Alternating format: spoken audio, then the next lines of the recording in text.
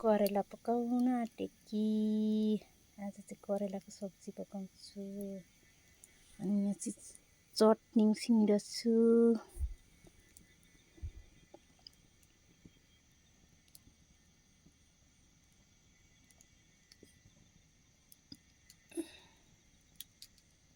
काटेर सुकाउन आँटेकी।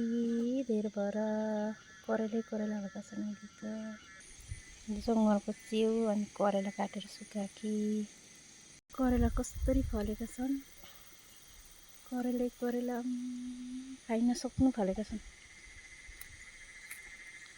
छिप्पिएका काट्दै सुकाउँदै गर्दैछु। डराउँछन् करेला।